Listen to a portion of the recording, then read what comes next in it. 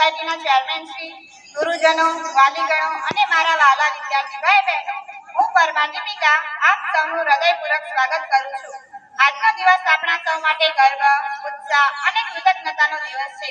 આજે મારે કોઈ સામાન્ય વાત નથી કરવાની, પણ એ ભારતની વાત કરવાની છે જે ઇતિહાસના પાનાઓમાંથી પસાર થઈને આજે એક આધુનિક શિખર સર કરી રહ્યું છે. આપણી આસપાસ લહેરાતો તિરંગો આપણને જે હજારો શૂરવીરોની યાદ અપાવે છે, જેમણે આઝાદીના યજ્ઞમાં પોતાનું સર્વસ્વ હોમી દીધું હતું. वतन की आन हमेशा बनाए रखना, तिरंगे की शान हमेशा बढ़ाए रखना, मिले अगर मौका देश के काम आने का तो हर कदम देश के नाम उठाए रखना. आजादी એ કઈ રાતોરાત મળેલી ભેટ નથી. તેના માટે સદીઓ સુધી અંગ્રેજોના ગુલામીને બેડીઓ સહન કરવી પડી હતી. અંગ્રેજોના અમાનવીય શાસન સામે મંગલ પાંડેથી શરૂ કરીને 1857ના સંગ્રામ સુધી અને ત્યારબાદ ગાંધીજીના અહિંસક સત્યાગ્રહ સુધી આ એક લાંબો સંઘર્ષ હતો.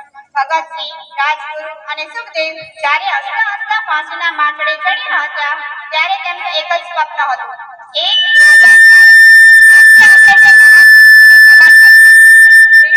આઝાદ ભારત. હવે આંખોમાં સપના નવા અને હાથોમાં તકદીર છે. ભારત આગળ વધશે, કારણ કે આપણી પાસે મક્કમ તસવીર છે. મંजिलें उन्हीं को मिलती है जिनके सपनों में जान होती है. मंजिलें उन्हीं को मिलती है जिनके सपनों में जान होती है. पंखों से कुछ नहीं होता, हौसलों से उड़ान होती है.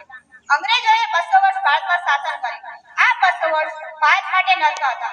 1857ના સંગ્રામથી શરૂ કરીને 1947 સુધી આપણી લડત એ માત્ર લડત નહોતી, તે આપણી આત્મ ઓળખ મેળવવાની લડત હતી. લાખો લોકોએ બલિદાન આપ્યું. ત્યારે જઈને 15મી ઓગસ્ટ 1947ના મધરાત્રે 12 વાગે આપણો તિરંગો આઝાદ થયો. આજે આપણે જે આઝાદ ભારતમાં શ્વાસ લઈ રહ્યા છીએ, તે વિશ્વનું સૌથી મોટું લોકતંત્ર ધરાવે છે. તે વિશ્વમાં સૌથી મોટી 5મી અર્થવ્યવસ્થા ધરાવે છે. આજે આપણે ચંદ્રયાન 3થી લઈને ચંદ્રના દક્ષિણ ધ્રુવ પર પહોંચ્યા પ્રથમ દેશ છે.